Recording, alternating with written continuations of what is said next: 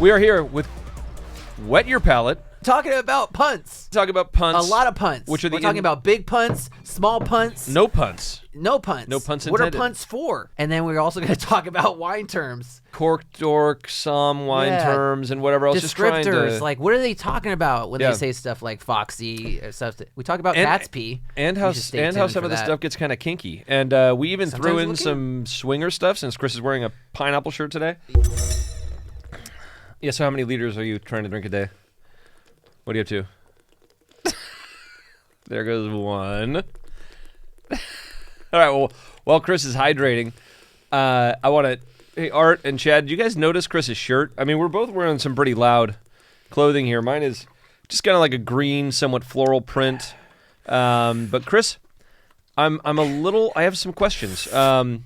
Because you have upside-down pineapples all over your shirt. Yep. Do you know what that means? Yep. What does it mean? Swingers. Yeah, why are you wearing that shirt? You were giving off vibes. I didn't know that there's multiple pineapples on here. There's some that are sideways, there's some that's up, and there's some that are upside down. Dude, okay. Did you have to bring up? Okay, you know what? It means you're actively looking for a partner swap. I chose this shirt because I thought you'd like it. This is my first. I took a jump. I took a leap. I'm always wearing, like the tees. And just kind of, I wanted to brighten it up like you do with the button-up shirt. And then I chose the pineapple, and you're already... Look, it's a good-looking shirt. I'm just telling you, if you walk down Main Street in St. Helena, watch out. Because... Didn't you tell me that there's... I mean, can we talk about that on here? Dude, there's a lot of swingers here in Napa. They should know. Oh my gosh. Wait. Art? No. Dude, Art? Chad? Chad? No. We've been invited to quite a few, and we're like... How many... And then, dude, it's like, I'm so... There's a lot of upside down. There's a lot of upside down, yeah. I think this shirt is mostly... I didn't notice, but I think it is mostly upside down. I live in such a bubble, dude. So I just learned about this a couple months ago, first of all. And then, it's so... then the whole thing, like, do you guys like to party? We're like, yeah, sure, we get down sometime. Yeah, I mean, like, sometimes, we go to the city, have a crazy night, we party. And that means you do cocaine. Yeah. Yeah. So you didn't know that? I didn't know that until a couple months ago. Well, I mean, it kind of means I don't hang out with people that do cocaine.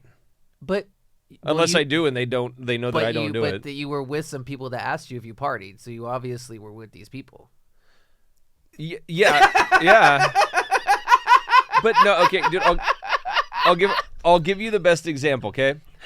This is what it almost always is. It's a wine event or a charity event. Okay. No, it's a wine event or a charity event, and people like roll up, you start talking, and like you're giving us the backstory. You're like, dude, I know this guy like as an acquaintance, whatever. Like I met him before, met the couple, met whatever. Like, and so that's where you start like people are like having a couple drinks, and then they're getting a little loose, and they're asking you guys questions, and it's like, and then you realize like, oh wait, no.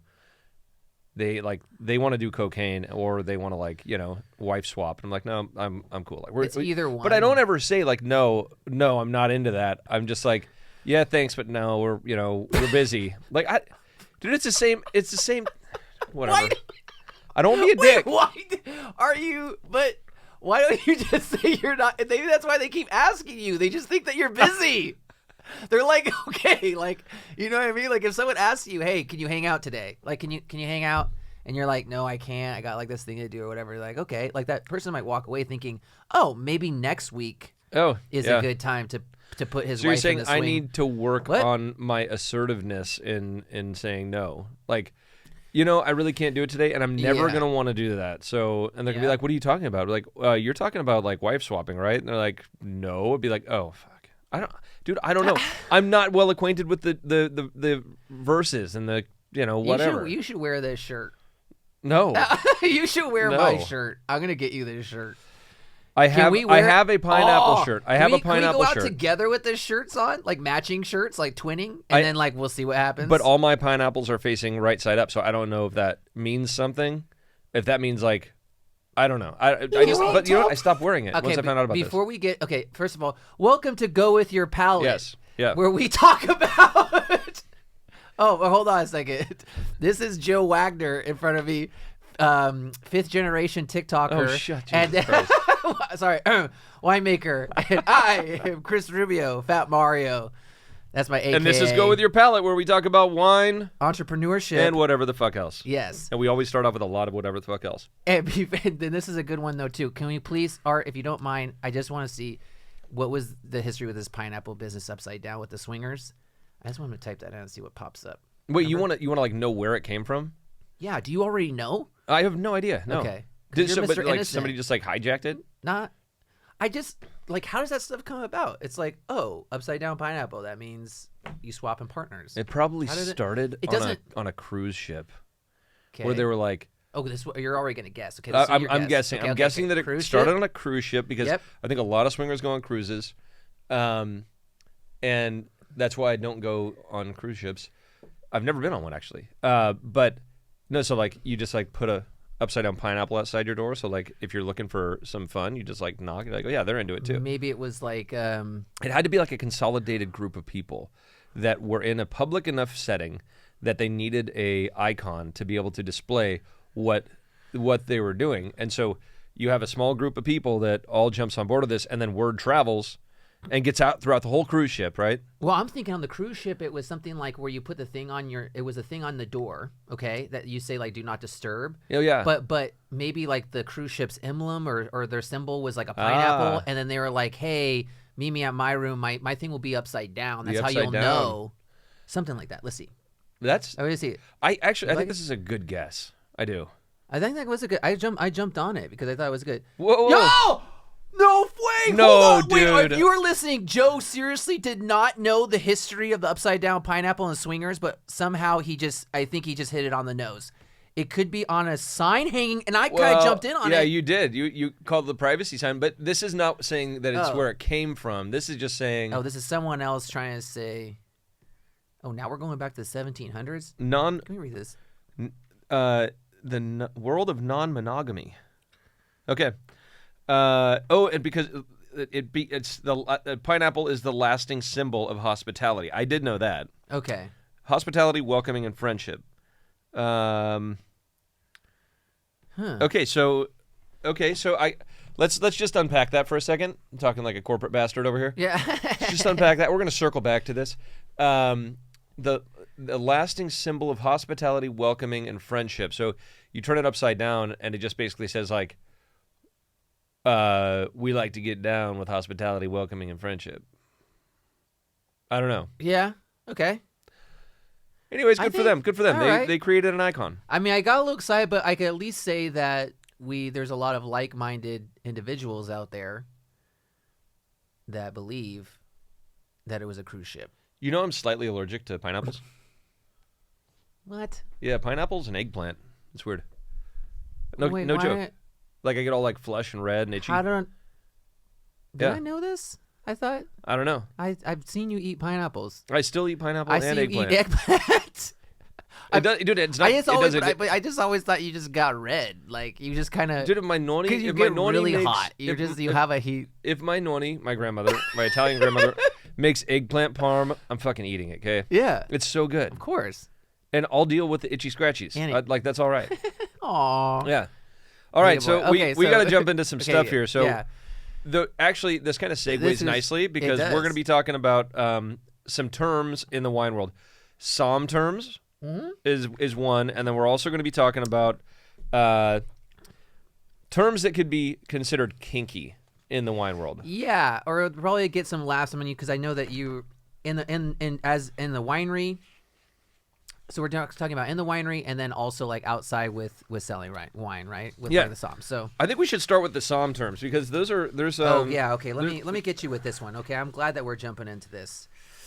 With the Somm terms, let's think about some of the things that it always kind of gets to me, like these different, and you can bring up some of the glossary of the terms, but I'm gonna jump in here right now. Okay, wine descriptors. Okay. This is what I want to talk to you about because you have a lot of experience, right? You've done a lot of wine events. People always ask you questions. You got a lot of tastings. People like to give their input. You actually have some really nice, interesting. We can get to your like descriptors as well. Okay. But some popular ones that also like you can tell the people what they just fucking mean. Okay, fleshy. Fleshy like, comes out. It's got like a rounded, rich character, like a lot of mass in your palate, right? So think of it like you're drinking water or you're drinking, let's just say, how about this? Coffee versus coffee with some cream in it. Yes. Okay? You immediately get like a fleshy nature out of the addition of cream.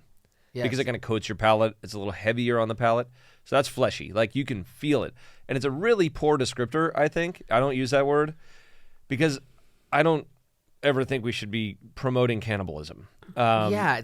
It's kind of like Am I wrong? No, that's what I'm saying. That's why we're bringing these up because they're kind of so weird. Who was like, the son? Was he like licking his hand? He's like, this reminds me of wine. I think it was like Hannibal Lecter. Yeah. He's like, Okay, so fleshy. That's we get, fleshy. Chewy. We get chewy a lot.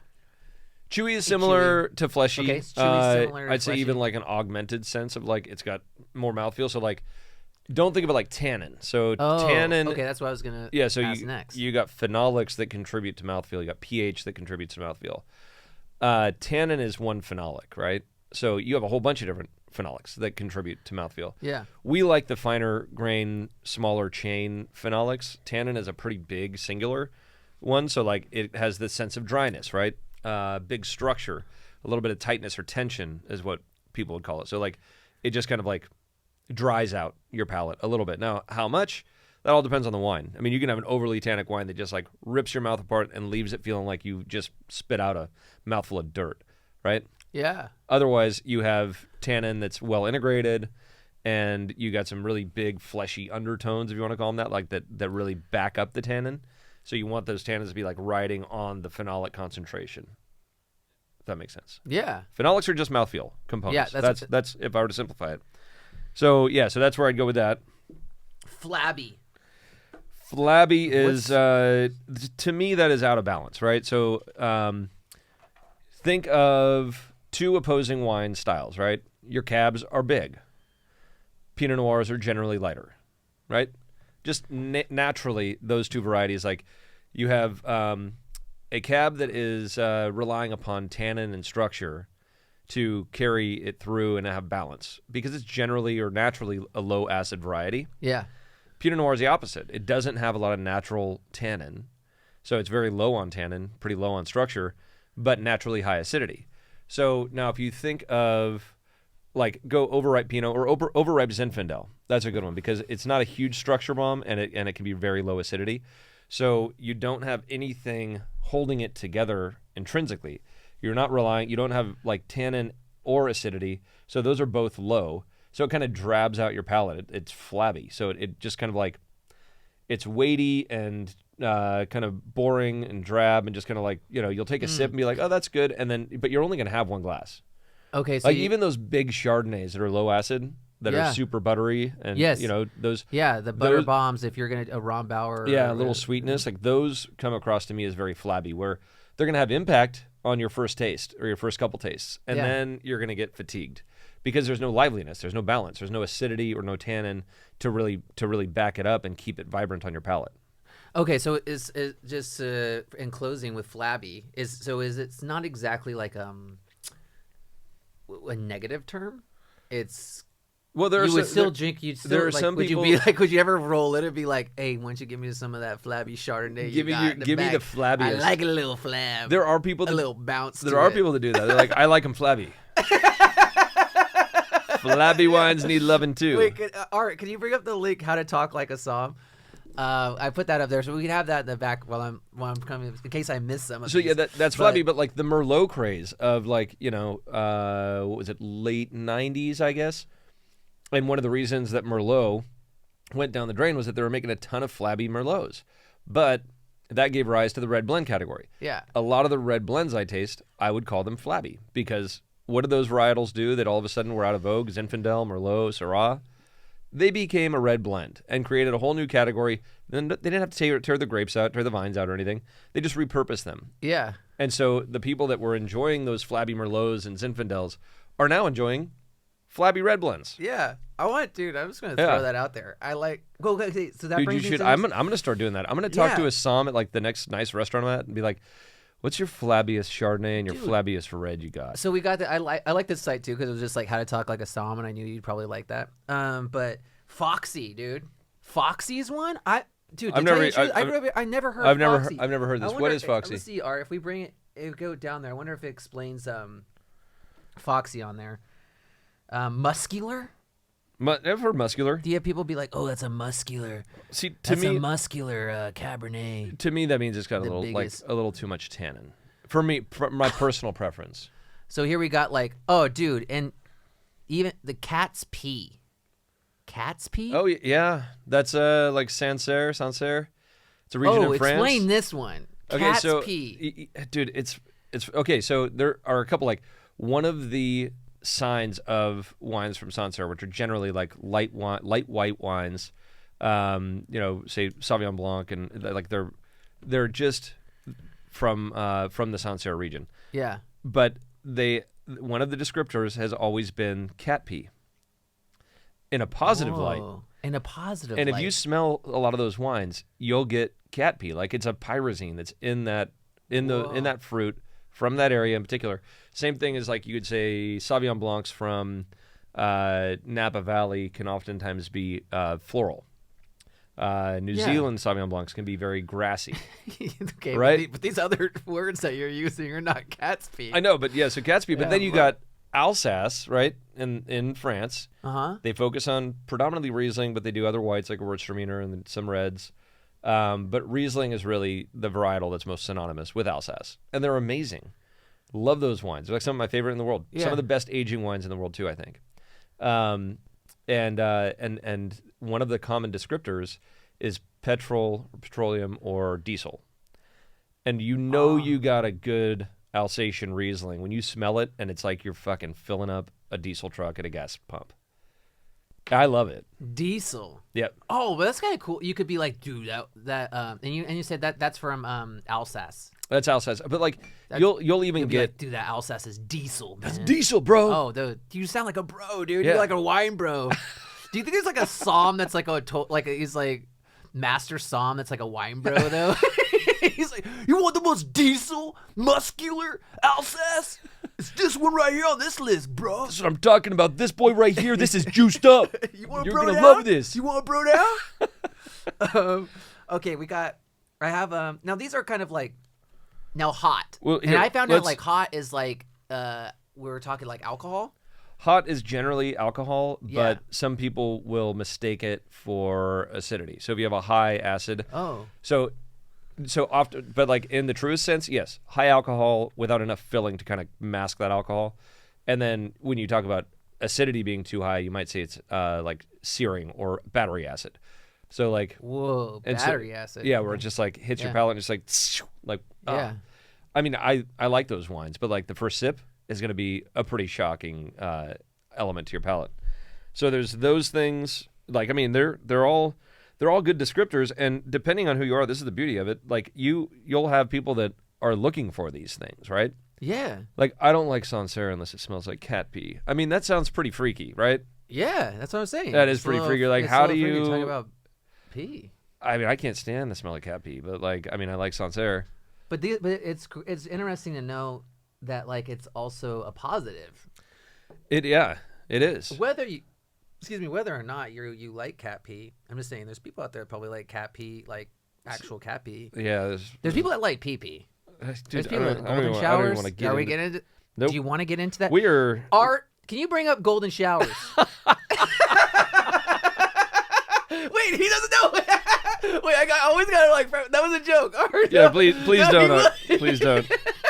God. Was he ready? He's okay. It's on the. It's. He's.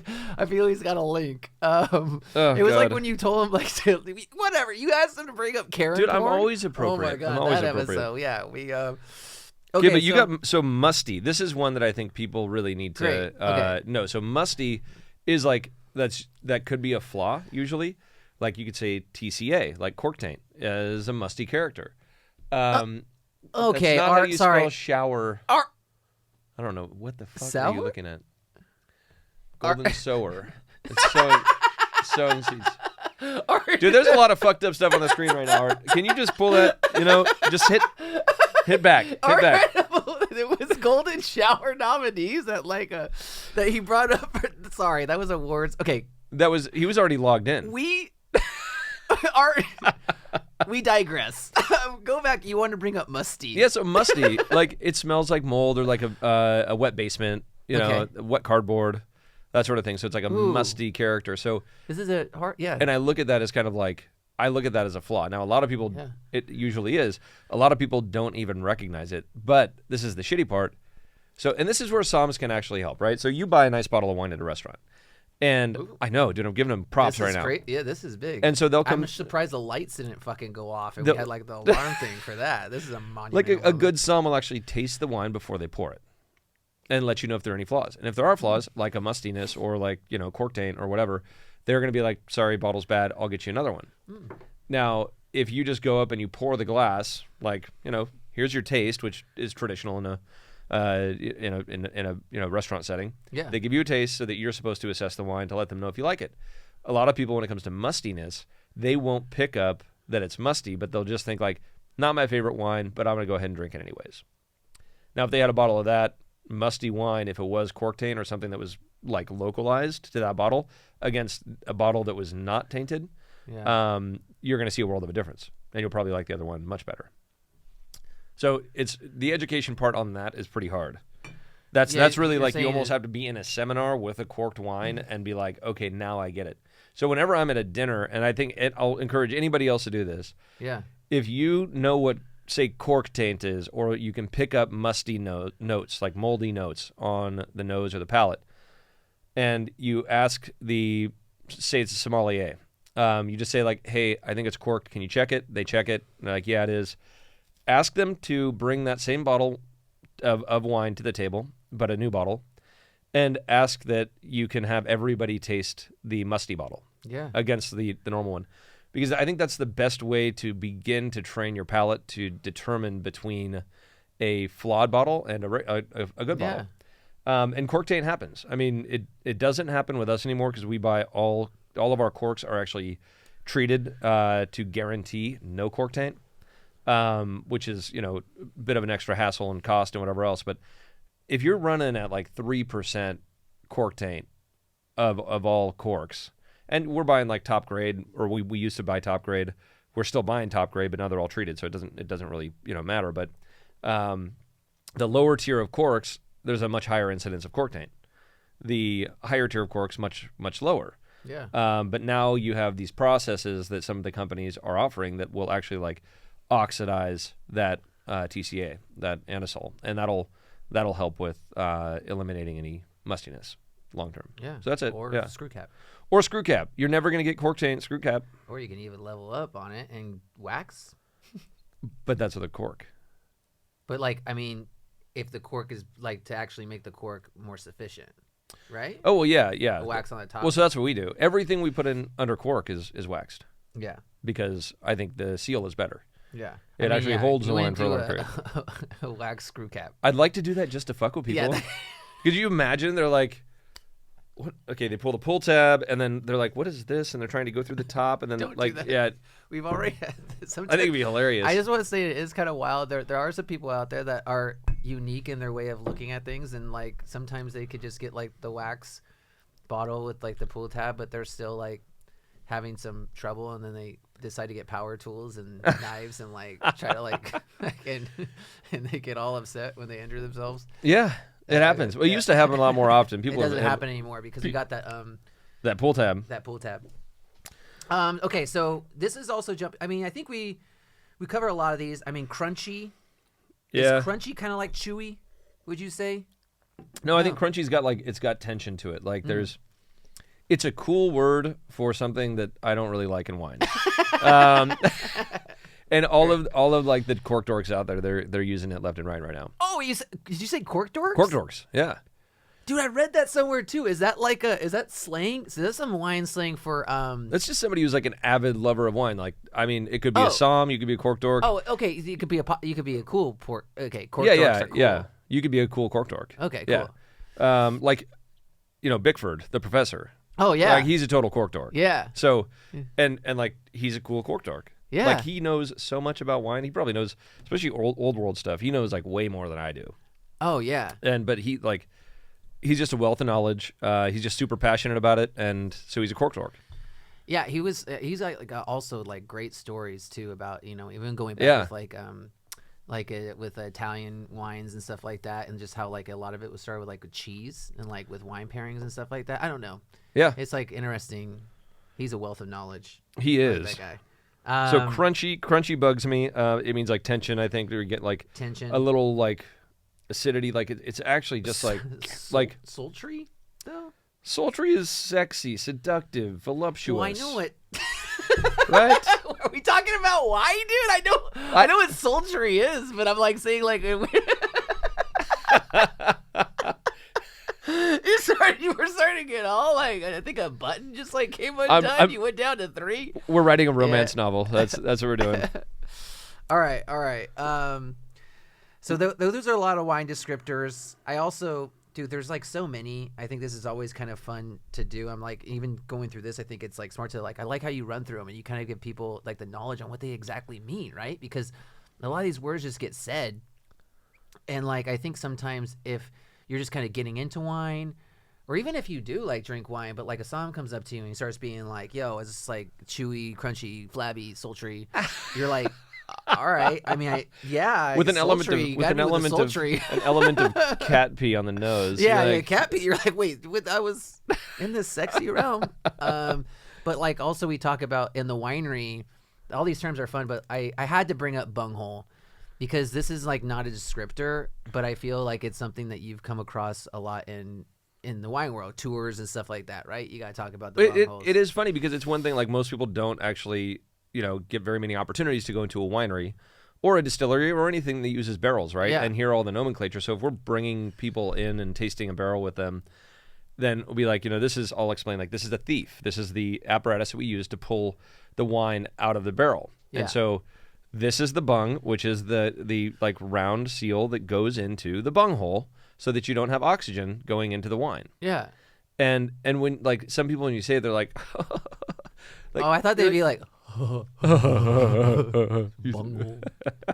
need TV for my bunghole. Yeah. I am Cornfolio. Need TV for my bunghole. So it is a term that was that has been used for centuries for bungholes. A bunghole for the area that you fill and empty a barrel out of. And Beavis and Butthead popularized it by referring to a butthole as a bunghole. Yes. And I don't know if that was like whoever came up with that, man. It ruined the bung. I knew you were gonna. I knew Art was gonna throw up some. I know. I need TP for my bunghole.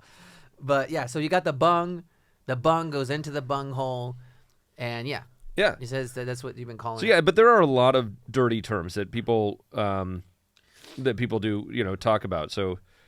I mean, what you got a list like? Well, with barrels, I think there was a lot of so tight wood is important for barrel talk, right? Because you want tight wood. Yeah, right. Because it won't release so much wood tannin, so you want tight grain wood. So we call it tight wood. Tight, it's tight wood. Like so, if you look at the grain patterns in the wood of the staves, then you'll see that like there are much more grains per call it square inch than a loose grain pattern.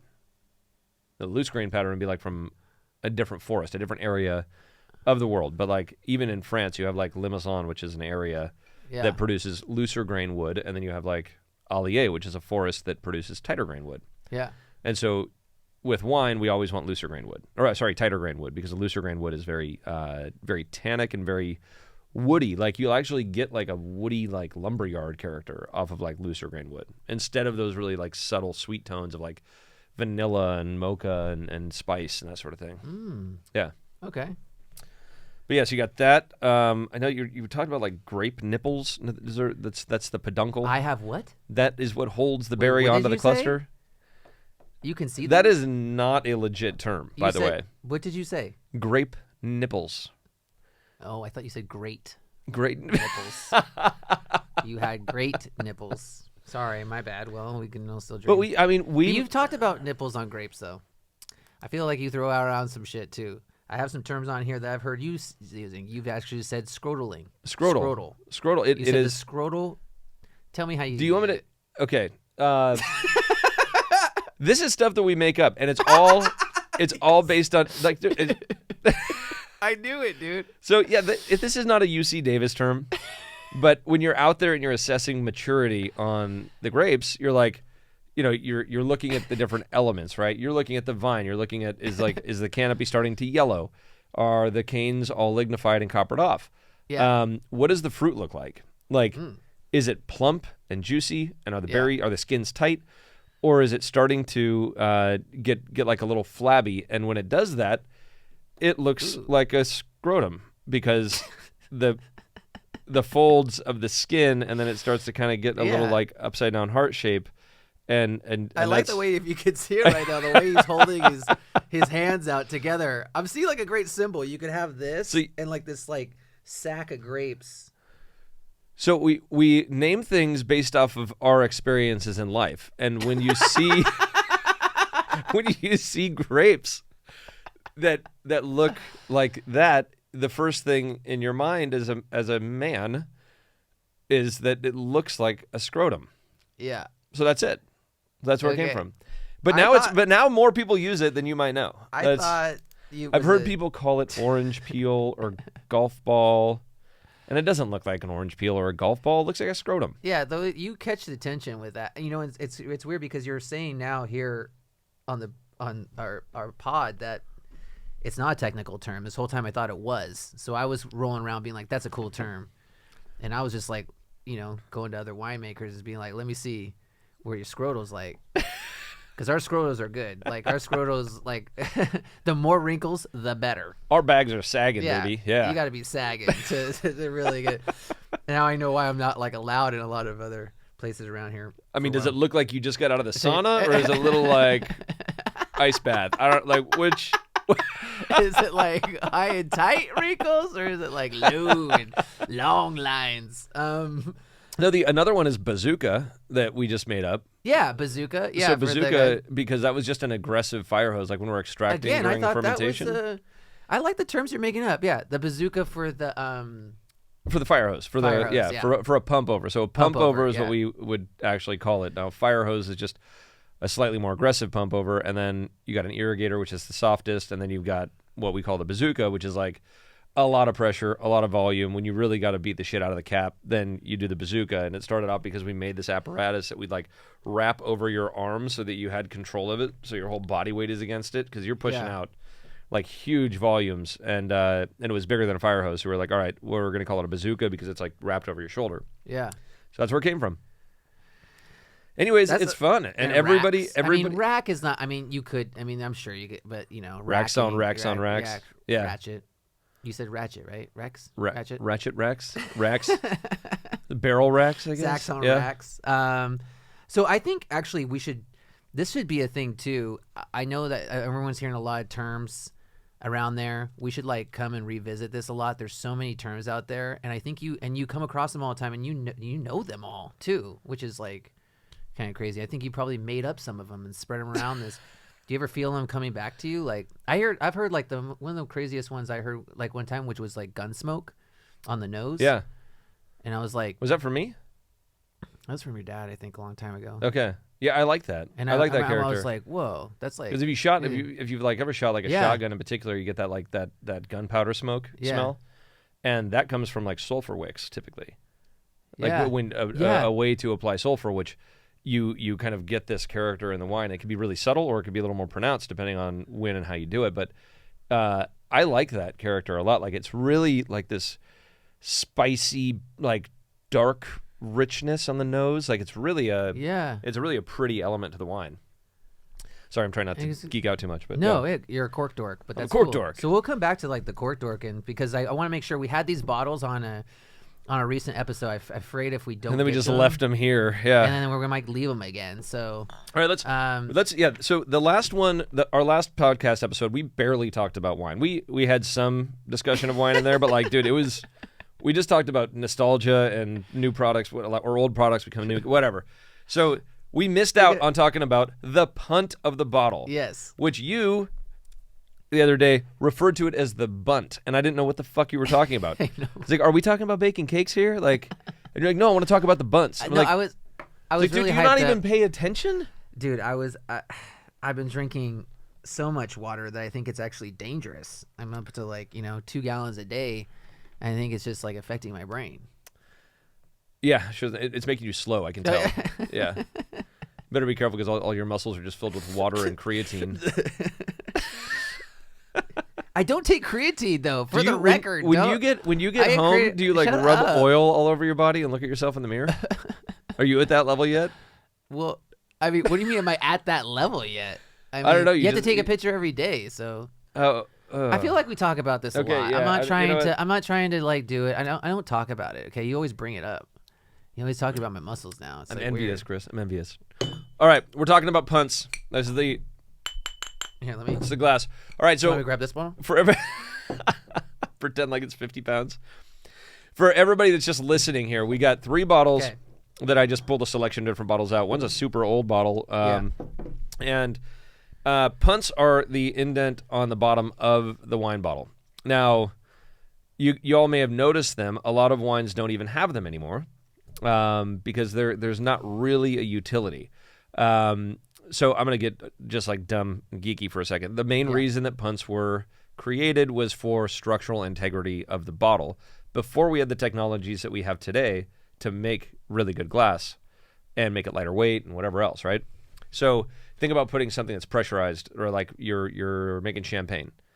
You need more structural integrity to that glass to withstand that pressure in there. Yeah. And you don't want any flaws. And so the punt was created really to help that. Now, people will talk about the punt also being a place for the sediment to gather. And it does. But if you put the bottle on its side, which you're supposed to during aging, then you're going to have sediment down the sidewall of the bottle, not in the punt. It doesn't really make a difference. The shoulder is what will hold back some of the sediment. And more importantly, just make sure you're not pouring the last little dribs out of an aged bottle. So you don't get that like punch of sediment at the end. Yeah. Which is normal with aging. Sediment, falls out and will create like a thin layer. But what happens when you have a punt on a bottle? So I'm going to talk about this first bottle from 1979. This is a puntless bottle, meaning a relatively flat bottom. Pretty straightforward. This is probably, a run-of-the-mill, very cheap to make bottle. At the time, 1979, people weren't really spending a lot of money on their bottles because there wasn't a lot of money in the wine industry. Now we move over to the Quilt. This is our burgundy-shaped bottle, our Quilt Chardonnay bottle. Yeah. We got this is about a 1.5-inch punt in here. So when you think about this, where does that room go, right? You got this extra amount of space that you're displacing the liquid with. So the rest of the bottle needs to upsize a little bit. So now it comes into packaging and more just upholding the tradition of having a punt. Now this is a big bottle. It's getting heavier weight. You can feel it. It's probably 50 grams, maybe even more than this Quilt bottle. But you can see the punt in here. This thing is like a 3-inch punt. Look at how monstrous that is. Yeah, I've never seen. That's the biggest punt I've seen. It is. You can just hold it. You can finger it. It's a giant punt. Art just smiled at me. I don't know why. Okay, now look. Now these are both 750 ml bottles. Yes. Now Okay. look at the girth. They're about the same height. There's like 2 mils short on this bottle. Yeah. But that's not going to be a lot of displacement, right? Now put them side by side like that. You're probably 4 mils wider, diameter-wise. So that displacement makes this bottle look a lot bigger. Yeah. So this is where the psychology of wine purchasing comes in. Yeah. Which you might say, like, I'm going to go with the big punt, heavyweight bottle, so that it looks more, looks richer and more upscale than a lightweight bottle. And whether you want to admit it or not, unless you're consciously looking for lightweight bottles to reduce carbon footprint, you're probably going to be drawn to the heavier weight bottles, thinking of it, being a bit more of a higher end bottle of wine. So that's, I think, the main reason that people use them now, because you're creating more displacement, you're creating a heavier bottle, it looks better on the shelf, and when you're holding it in your hands, it actually feels better. I mean, it's like I've seen some 750 ml bottles that look like they're the size of a Magnum. Deep ass punt, and then just like deeper than this. Yeah, and then heavy sidewalls. What's the biggest punt you've seen? Oh, there's probably one that goes about 4 inches in. So go like to there. Because there's also this psychology could go the other way though too, right? Where people were thinking that, because I've even read where people were like, oh, like they're just ways to put less in there. You know. Well, As opposed to because they made up for it, right? They made this bottle Well, appear you bigger, have even though to. these still feel the same. Oh, but you're saying we have standard sizes that we need to adhere to. Great. So we can't go like it goes 187, Yep. 375, 750, Yep. 1.5, and once you get up to once you get up to 1 liter, you can go in 1 liter increments after that. Yeah. So there's no regulations, but you can't be like. This is a 2.5 liter bottle. It has to be in 1 liter increments. Got it. Yeah. So And little fun facts. Well, and also another thing too that was said was that the bigger the punt, the better the wine, which I don't know where that came from, but I was like, Somebody said that? Like, yeah. That it would be better quality wine. It must have been a winemaker with a big punt. No, it does. It doesn't have anything. I mean, I don't. Yeah, it doesn't make sense. It doesn't have anything to do with the but quality. why? Maybe they're thinking that you're going to spend, I don't know, more on the glass. There's some other funny shit about wine bottles. Like if you look at the bottom of these, look at the different textures or lack of texture on these. Well, I thought the texture was for grip. So this is for like a stability on the bottling stability, line. yeah. So like when you're bottling and you're on a conveyor, Yeah. they've done like performance tests on these. This is a funny one. This giant punt, it has no texture on the bottom. So I don't even know how this one. I mean, it would run probably just fine, but you're probably going to have some falling over a little bit easier. Yeah. Or a little bit more often because these grooves that are built into the molds actually help with friction or reducing friction. So these are gonna move faster once they hit a bottle. They're gonna hit it much faster, right? Shit. So rather than having this to regulate the speed. And I mean, then it was also heard that they were in the. I don't think it's been it's been proven that they were made for serving, right? Like this idea of Psalms. No, but I think it was a gotta Psalm. say I love when I have a deep punt like that in a bottle that I'm serving. Yeah. That's how I serve it. I like to hold it by the punt. because you're just trying to like remove any kind of heat from the hands. I guess. I mean, that was. I don't know. Like, I don't think you would grab it and then all of a sudden, like, you're not gonna turn it like. Yeah, but you could do it even with degrees, like a 2-inch punt, right? Not a problem. 1.5-inch punt. You can still do it, but it just looks classier. How many fingers can you get in there? You're keeping because your sausage fingers. I'm just saying, how many fingers can you get in there? I got my thumb. This one. Yeah, I wouldn't even do a two. 2-finger grab. So I like to do it like this because then you're showing the label to the person receiving the glass of wine, right? Mm-hmm. And you're not like bear pawing it. Yeah. So it just looks a little classier, and then you do the pour. They can see what they're drinking, And then it ran. bring it up, and it actually is quite well balanced. I So showed you this grip. I think this is the grip. That I is- think it's less fingers on the bottle. if you guys could envision this, there's a very deep punt in this, and if you know what a shocker is, meaning 2 fingers, and then 1 finger down, and then 1 finger up. That's a shock. He's doing a shocker in the punt right now. Well, wouldn't you agree though that this is? Let me try it. Hold on. You're gonna try it. You're gonna try it. Oh, well, the pinky gives a little more stability. Yeah, right. Okay. That's the new. I think. Look, there's. There it is. Yeah. I mean, it's not just sexual connotation. It's also like used by Psalms to serve wine. Now, if you did this in a restaurant, do you think somebody would notice it? Like, sir, I have your wine for you. And then they're like, dude, really? Like, dude, really? You You're just like- shockered my wine? You're like, I see you have the Psalm pin, but you also have an upside down pineapple on your jacket. I know. That's the sign. That's probably the signs that you miss, Joe.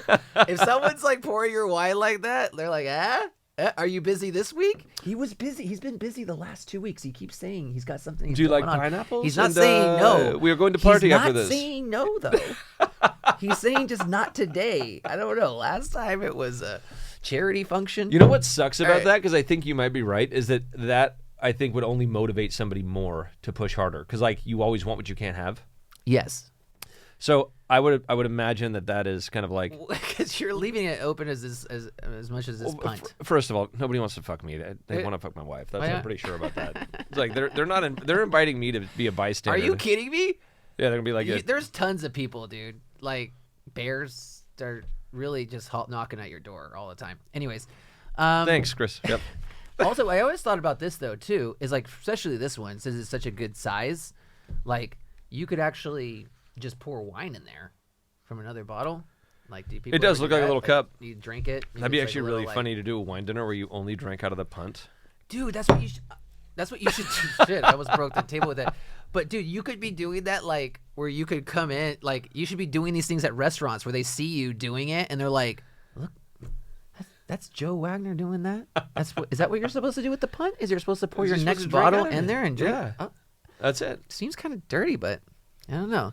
He says it's. I'm down. I'll do it. I don't know. He says it's sultry. I'll go buy a nice big cab, ask for an ice bucket for it, and then I'll get an empty bottle and start drinking out of it.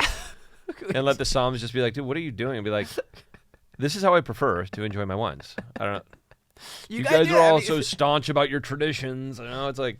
Have you seen it's like the people you've done it too, but too on TikTok, like listening to the wine. Oh yeah. When you're tasting it, like you're with the Psalms, like have you tasting? I love how like literal people are. Like there's so many people that just. I think this is the problem with our social media nowadays is people just jump in and they're like straight up like, I saw it, that must be true. Oh, I know. It's like, oh my god, dude, you know how That's much. what I'm saying. You're creating a trend. There's so many people listening to wine out there right now that follow you. We fuck around listening so to much. And the other Psalms are like, I don't know what he's doing. I mean, he's listening to the cat Maybe pee. he's onto something. He's listening to it. Look, I'm just saying this right now. Art wanted me to draw your attention on the screen he brought. So how to gracefully going back to decline this? swinger offers. Oh my gosh. All right, well, let's Art. see. Step 1, acknowledge the offer gratefully. Take it in the spirit it was intended and show flattery. Oh, wow, thank you so much for asking. We're really honored to be invited to your gangbang. Oh, God. Kudos for your courage. Hutzah for spunk, 3 cheers for cojones. Okay, and step 2, decline as politely and clearly as possible. Clearly, shut up, dude. Shut up. Jesus. Use a believable reason and keep it simple. This is not a car sale negotiation. And smile. Possible responses. However, as we said, we're not full swap. That does not sound very clear. But the response is great. You can be the fluffers. What is that?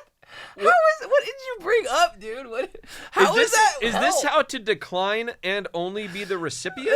Yeah, like. Wait, go back down. I got to read the rest of these out loud. Dude, These are okay. Okay. So possible responses. So these are. No, we're not really the gangbang type.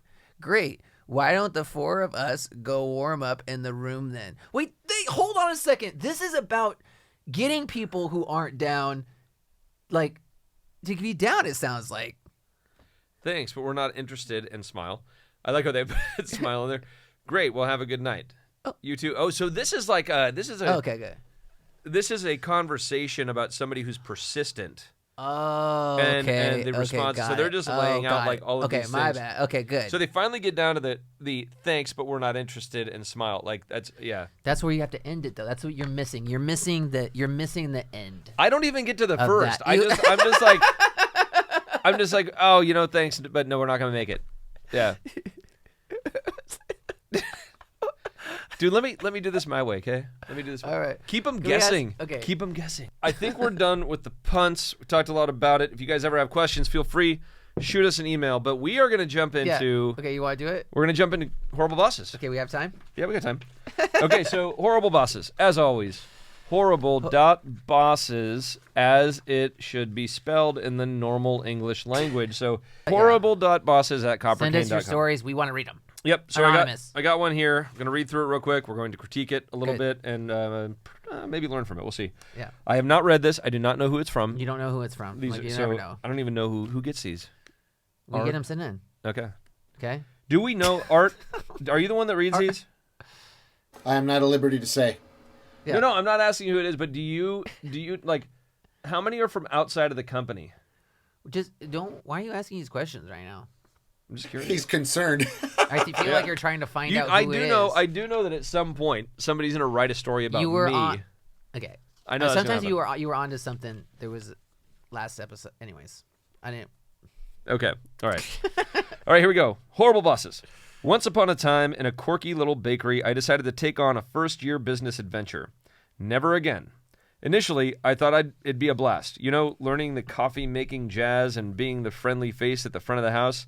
I mean, what could go wrong? Little did I know, I had unknowingly signed up for a baker's boot camp. No idea what this is. Okay. Dude, this is the most random intro I've ever seen. People are just trying to like pizzazz it, dude. They're I know. trying to give you a little like, It's good. excited. It reads well. Confession time. I'm not the neatest cook around, and kitchen work has never been my thing. I'm more of a tornado of ingredients. But there I was, flung into the kitchen, trying to whip up baklava and stuff, while my boss kept tailing me like a shadow, going, no, not that way. Haven't you heard? It's just common sense.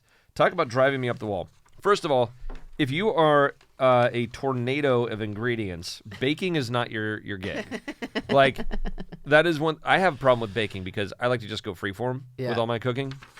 And baking is so exact. Like, Rachel will bake the hell out of stuff, but she likes just having that, like, every step of the way, and she's a perfectionist. Yeah. So it's great. We make a good team. Well, I think that's with baking. Don't you have to? That's the type of thing you have to. It being exact. Oh yeah, you got measurements and everything is exact, and timing and temperatures and everything. Like, those are all it's not huge like, things. Yeah. Okay. It was like dealing with a nitpicking mother-in-law on steroids. Nothing I did was fast enough, good enough, or just right. I was instructed to take my time and focus, but not too much. Seriously, how does that even work?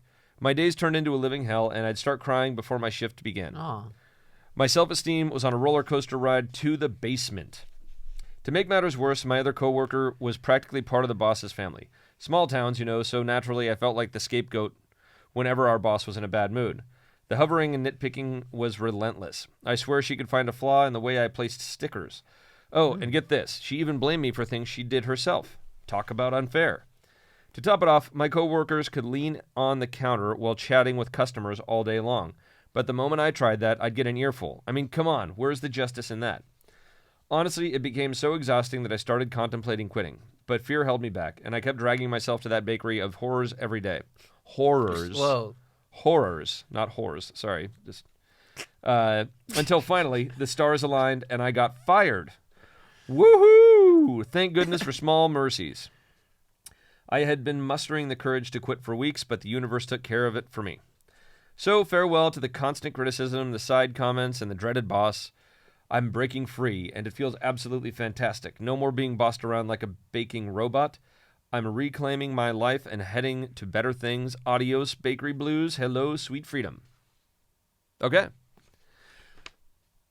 I mean, it just sounds like there's some favoritism there. Yeah. I mean, this is what I would say is like, you know, as an employer and as an employee, you have to be comfortable with having those conversations with your boss, right? So if you feel like something's unfair, go in, but don't be the victim. Just point out the facts, right? Be like, look, this happened, and I'm just not feeling like I have my, like, there's not really a place here for me. Like, what does my future look like? Because I don't really like the hostile environment, but I'm willing to work through it if you guys are planning any change or see a future here. Like, I mean, just like honest conversations like that where they're like, oh, they are paying attention. They're not just going to be, you know, the whipping boy or the whipping girl, right? Because oftentimes I've known bosses like that where it's just like you find one person and you pick on that one person. And that's wrong, but it's also like there's difficult people everywhere in life. So you got to be able to stand up for whatever it is you see and do it respectfully, not as a victim and very succinctly. And if they're going to fire you, they're going to fire you. If you go up to them with like more of a collaborative approach, I think that's part of it. Instead of going up and complaining, you got to go up and like lay out like, this is what I see my future as. I'm not feeling that it's like in line with what you guys want. Yeah. So that they know like, okay, there's something that I've got to correct, or we're going to have an honest conversation about like, well, then I think you should look for another employer. Yeah. Stuff like that. So I think that's I think a little more encouragement to the employee in this case to get better at that. Because if you don't talk about it and don't do it collaboratively, you're not gonna get what you want. I think we go back on that like a lot of times with communication in these situations. Yeah. But then also, do you get that a lot though too? Like I feel like there was like this like favoritism, like a little part of it. This whole thing about like, oh, the other people Like got to lean on the counter and talk to people, but once I did that, like it was like I got an earful or whatever. But I mean, Well, do you it's- get that a lot? Like, do you get people like being like, well, so and so can does this, but when I do it, I mean, a little bit, but like, what do you do? no, not in that sense, right? Like that so and so can get away with more. Like, yeah, I think people are pretty like they see that I try to treat everybody like totally fair. What I think the problem is that people judge themselves against their peers, right? Mm-hmm. So, all right, we go to Oregon together, you and I, Yeah. driving through Oregon. There might have been somebody been like, I should have been in Oregon with Joe. Like, why didn't I get the invite? When am I going to get my invite? And it's not like that's not. I mean, there's perks in every position. That wasn't a perk. That was more like I wanted you to be up there so you could like be chronicling the social media side of things through Oregon. And so it's, I mean, I think that there could be some of that. I never heard anything about that, but Is I'm this just really saying. Like, happy? Yeah. I mean, this is like, is this real? Are you? no, it I'm sounds just like making you're a hypothetical. I don't know. Art, do you have any complaints about me and how I treat people unfairly? I'm still waiting for my invite to Oregon, right, Joe? I didn't get my. What the hell, dude? How'd you read my mind, bro? No, man, you're one of the fairest, coolest bosses I've ever had. Oh yeah, Seriously. get it in. All There joking you go. aside, There you go. That's he's what I a like to cool hear. dog. Nice. You notice Chad's dead silent. Chad's taking the fifth, though. No, but I do think there are the power players. There are the preferred players. Like I No, I mean, I get it, but, like- I didn't necessarily mean from like you directly because I knew that, but you obviously have other people that are in leadership roles, and they could be favoritism. yeah, there is a little bit. I think I've seen some of that, but we try really hard to like all work with the team if I see that Yeah. to let them know like, hey, you can't like no favoritism over here. You know, it's, yeah. That's good. Like, you know, I've seen it in some departments. Yeah, I'm not. You know what? Are we done? Yeah, I think. That was Nope, that one's gonna get way too close to somebody or another. Yeah. Okay. So that does it for today. Stand up for yourself and what you believe in and what you think you're worth and where you want to go, and don't be a victim. That's the summarization of horrible bosses. And you know what? Just try not to work with difficult people. Show them that they don't deserve to be worked with. That's it. number 12. Dude, you drank that whole thing? You're going to piss like a racehorse. All right, signing off from Go With Your Palate, Chris Fat Mario Rubio and Joe Wagner. Thank you all for listening. Yep. Looking forward to next time. Next time. Peace.